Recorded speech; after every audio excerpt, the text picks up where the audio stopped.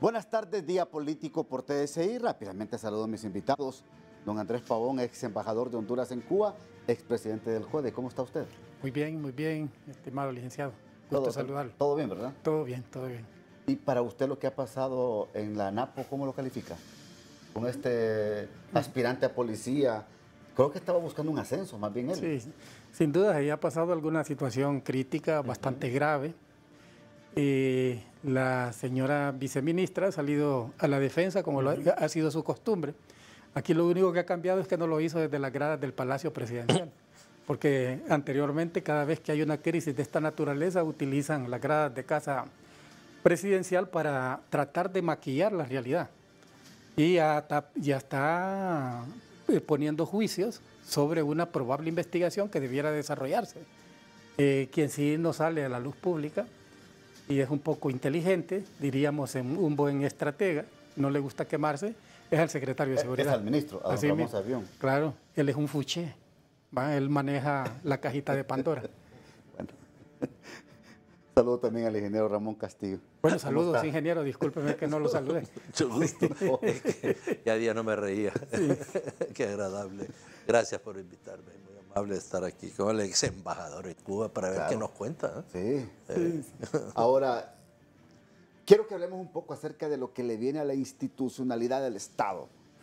Para ustedes, para ambos, esto va a depender de la nueva Corte Suprema de Justicia, y comienzo con usted, por favor, ingeniero Castillo. Sí, yo sí estoy convencido.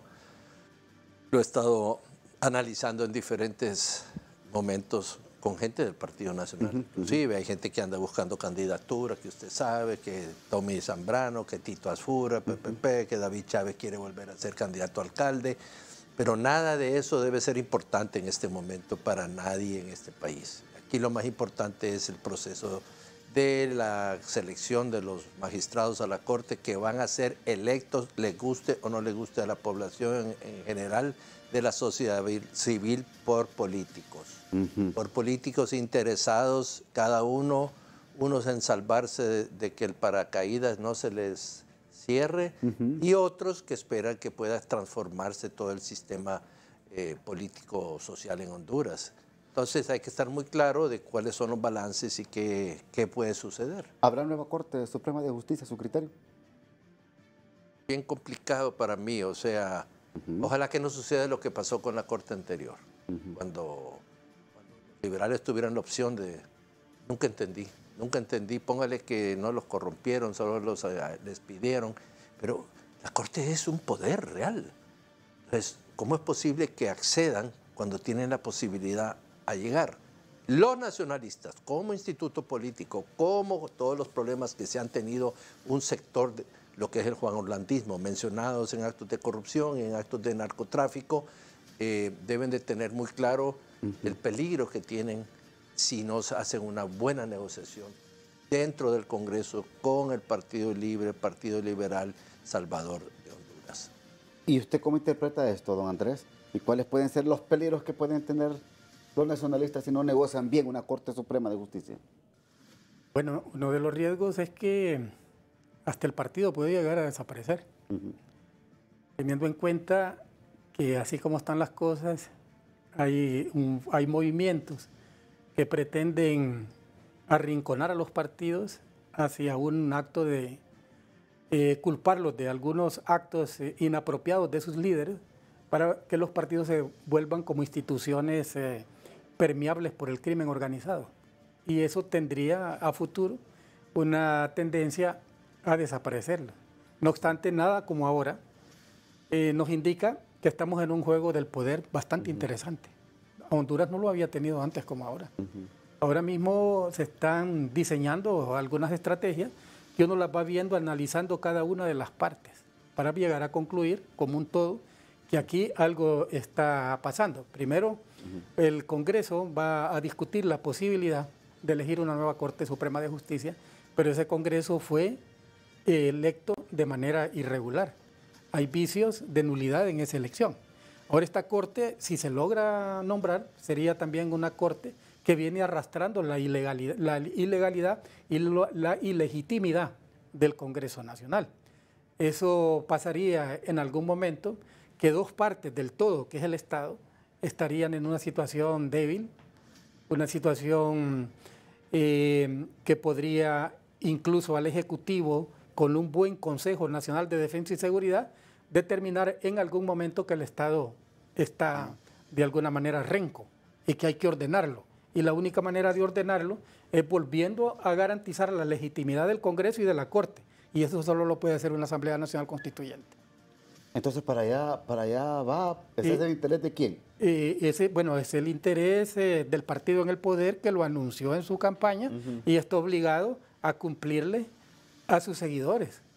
Si no le cumple a sus seguidores, sea que hayan condiciones o no hayan condiciones de alianzas con otros institutos políticos y organizaciones de sociedad civil, ellos tienen la presión, la presión de cumplirle, así como tienen la presión de cumplir con los peajes.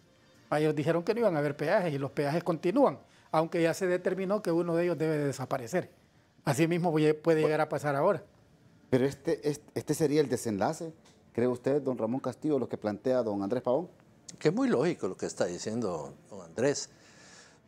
Definitivamente aquí hay, para mí, un análisis, escuchándolo a él, ese análisis. El otro para mí podría ser que, dada que la Corte no sea electa, también puede haber un proceso de revolución interna o general aquí, o presiones de otro tipo. La otra es, la Corte Suprema es inconstitucional, la que fuera electa, como dice él, el Congreso también, viene un cambio, póngale cualquier opción que se tenga, y lo que puede ser es que queda doña Xiomara gobernando por el tiempo indefinido también, porque si no convocan una constituyente no va a poder, va a tener que tener el puesto de ¿quién va a quedar? Solo ella.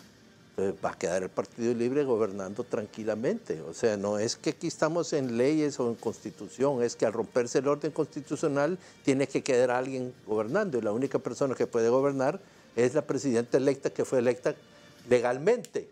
Entonces, al final, se puede ir a 20 años tranquilo y allá viene la constituyente, o puede hacerla al día siguiente. Todo depende del poder que tenga de convencer a la población de votar a favor del Partido Libre en cuanto a la formación de la mayoría de los diputados que tiene que convocarse para que podamos participar. Aquí los tres podemos participar, nos lanzamos.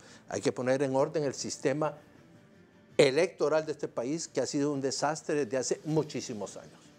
Entonces, interpretamos que está en manos del Partido Nacional cualquier futuro de la institucionalidad del Estado. Si el Partido Nacional no vota, se abstiene en la elección irregular, como dice don Andrés, no hay corte nueva, no hay. Y por más que pueden mandar a 2.000, 100.000 personas a la calle, ahora, no hay corte. Yo le he consultado a don Andrés. Continúa el actual, perdón. Sí, continúa el actual. Sí. Pero esto es el escenario que más le conviene al Partido Nacional. Pues es una oportunidad. Si el Partido Nacional los deja pasarlo, pierde la oportunidad de insertarse también con una táctica política en esta estrategia de control de poder. Es un asunto de control de poder. Libre lo prometió en su campaña electoral, dijo, vamos a refundar el país, y para refundar el país se necesita una Asamblea Nacional Constituyente. Y todos los actos que el partido en el poder está desarrollando lo hace en nombre de la refundación, que es lo que queda entonces, legitimar la refundación a través de una Asamblea Nacional Constituyente. ¿Es legal o es ilegítimo? No, yo diría que es legítimo para ellos, teniendo en cuenta que fue legal durante el proceso electoral. Nadie estuvo en contra de esta campaña, no, el Partido Nacional, que era el partido más fuerte, negaba pues esta constituyente, pero Libre decía, vamos a la constituyente. Y la oportunidad la tienen ahora.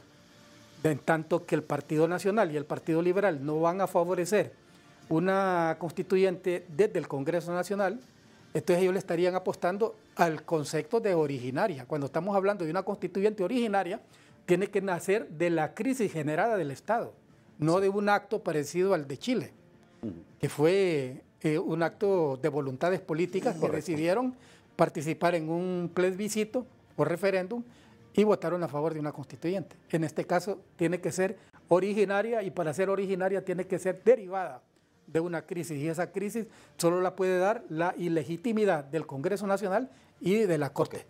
Vamos a la pausa y seguimos en Día Político por TSI.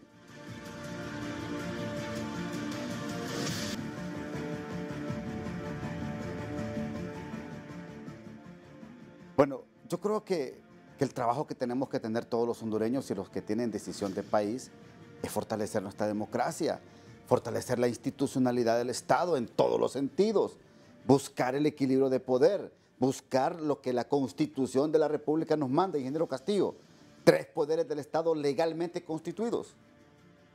Quiero decir una cosa personalmente, no haciendo la política, que le hemos preguntado al pueblo si le interesa estar escuchándonos en general como partidos. Tienen años el pueblo de estar muriéndose de hambre, de ir creciendo la pobreza, o sea, 75% ya casi, 50% casi extrema pobreza.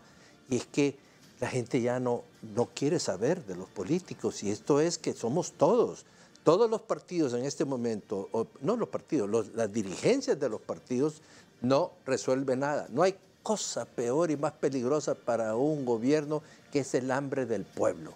Llega a un punto que se hastían y puede salir aquellas cosas que antes se llamaban los sargentazos, aunque ya no se den los golpes. La estabilidad de Honduras es básica. Correcto. Pero sinceramente le digo, ¿qué estamos ofreciendo? ¿Qué estamos ofreciendo? Crisis tras crisis tras crisis, y preocupado el pueblo. Si no, el pueblo está preocupado por comer. La imagen es la migración. Esa es una respuesta a todos los gobiernos. Ajá, y entonces vamos a seguir igual. No, si es que aquí mañana pueden bajar de los cerros la gente más pobre y a todos llevarnos al panteón. La gente se cansa. Yo no quiero que eso suceda porque yo tengo mis hijos y mis nietos en este país y ustedes también. Entonces, yo creo que el problema grande en este proceso desde hace mucho tiempo, que el gobierno del Partido Nacional para acá, hasta que perdimos, es que el diálogo que existía era pura hipocresía. Esa es la realidad, y les gusta o no les gusta a mis correligionarios que me dicen que yo soy un traidor al partido. No lo soy. Lo otro es que este gobierno tiene que entender que en la política el diálogo es el arte de lo posible. ¿Por qué tenemos que hacer crisis? Tal vez me dice a mí, Chino, ¿qué te parece? Me dice, Mel, hagamos una constituyente. Mire, yo tengo días de estar anunciándole a mis compañeros del partido que nos preparemos para la constituyente. Si es que uno como político tiene que ir viendo dos opciones que pueden pasar.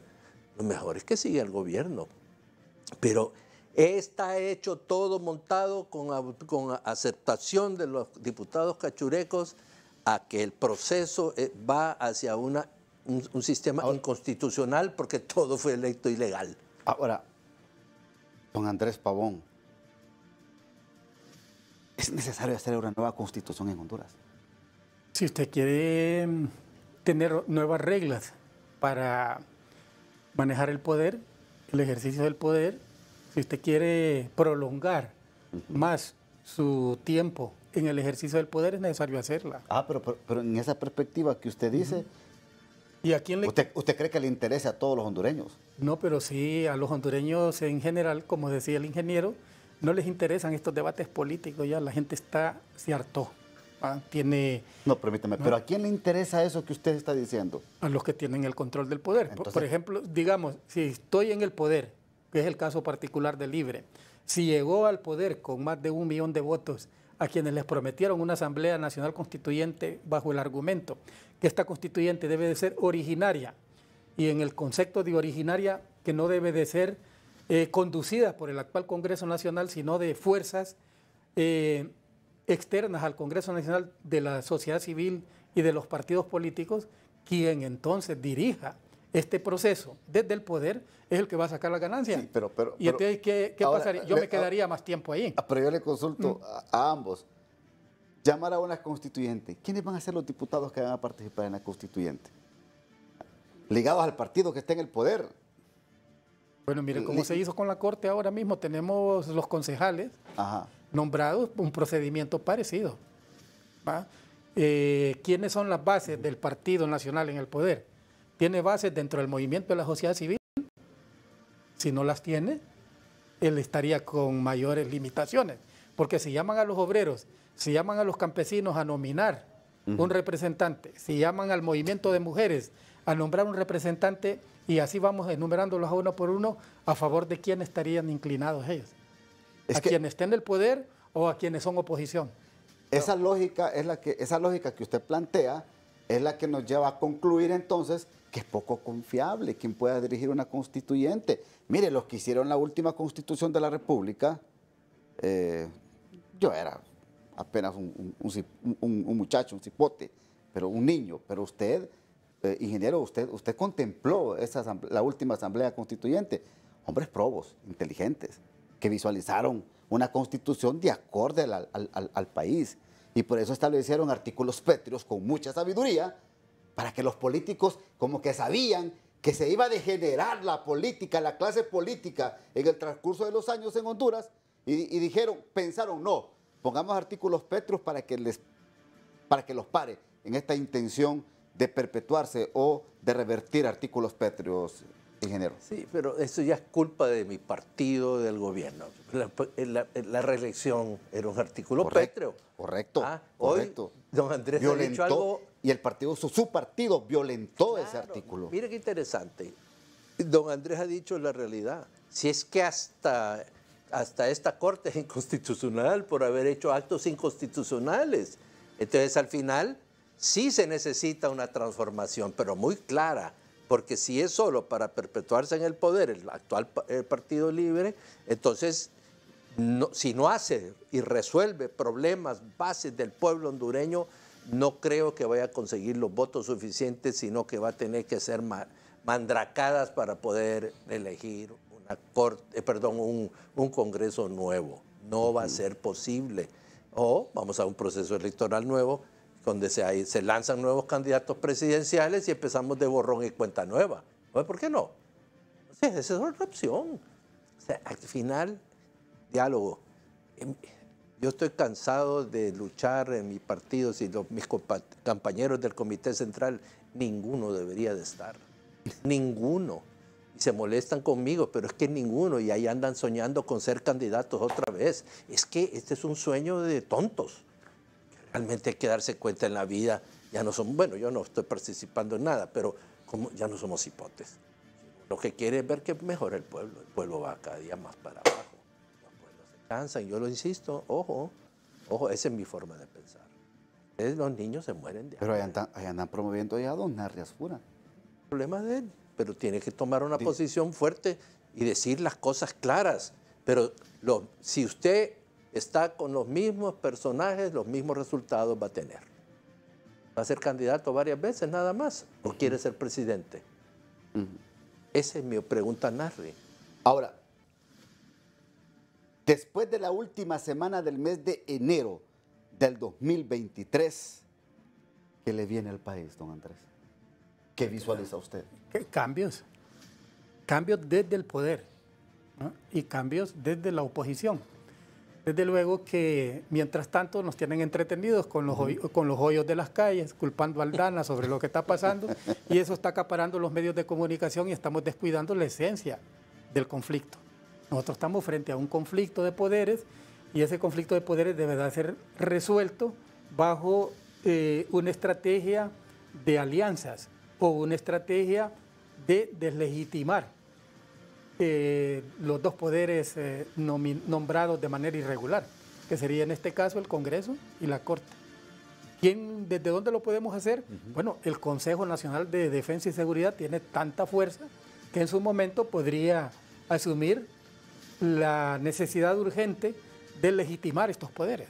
Y para legitimar estos poderes tenemos obligatoriamente que ceder a una Asamblea Nacional Constituyente, o en su defecto que el Partido Nacional se quede sin participar en el proceso de elección de la Corte Suprema y provoca otra crisis, ¿va? Pero esa crisis tendrá que destramparse tarde o temprano, y ese destrampamiento de esa crisis solo se puede hacer si hay una alianza entre el Partido Nacional y el Partido Libre para ir a una Asamblea Nacional Constituyente. Voy a la segunda pausa. Ya regreso en Día Político por TSI.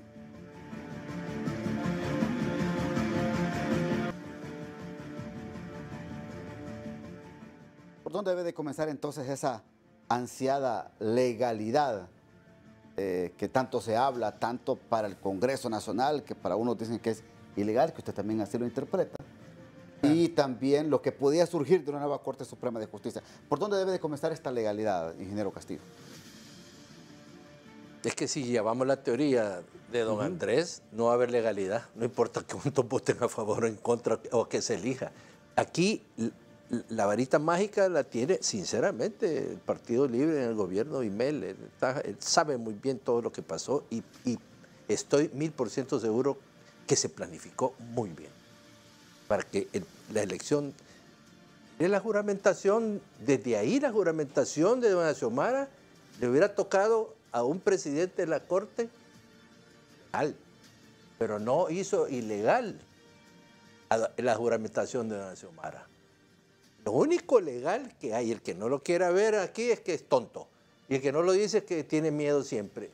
La única persona electa legalmente doña Xiomara es juramentada, nosotros no. Y la Corte Suprema actual porque se hizo en el pasado, pero con todos los errores que se cometieron y los abusos de la Constitución terminaron siendo ilegal, porque solo con haber aprobado la reelección fueron en contra de la Corte del Petro. Pero la actual Corte no podemos decir que es ilegal. Sí, porque no, yo no soy abogado, yo solo interpreto. No podemos decir que es ilegal, ingeniero, porque fue un Congreso Nacional elegido, una junta directiva elegida legalmente. Pero sus actos... sus actos sí, bueno. Sus actos sí, pero en el marco legal no podemos decir que es ilegal. Ahora, ustedes plantean que la nueva Corte Suprema de Justicia sí puede ser ilegal, sí, partiendo de la idea esta de que la junta directiva del Congreso... ¿Quién fue el primero en desconocer, o la primera en desconocer a la Corte como otro poder del Estado? Fue el Ejecutivo, que no aceptó ser juramentada por el presidente de la Corte. Desde ahí lo desconoció. Se tuvo que buscar a una jueza de un tribunal para que la fuera a juramentar. ¿Quién juramentó al presidente del Congreso? Si la presidenta no reconoce. Ellos se juramentaron. Sí, por eso les digo, yo lo dije, usted lo dijo. No, es que entre ellos, no, es que todo el mundo lo dijo. El primer acto oficial de Argueta es ahora en el Consejo Nacional de Seguridad. Sí, cuando estaban con ese gran pleito ahí, usted bien sabe lo que pasó en enero. Ahí estaba el que era ministro de Gobernación en el gobierno anterior. Don Leonel Ayala. Y después le llovió sobre mojado, pues. Claro, no, lo desconocíamos. Todo el mundo sabe quién juramentó a Luis Redondo. Pero bien, ay, hombre, ¿qué le espera a Honduras? Yo pienso en todos los aspectos. Por lo general, Honduras, no hay un plan de desarrollo, no estamos produciendo.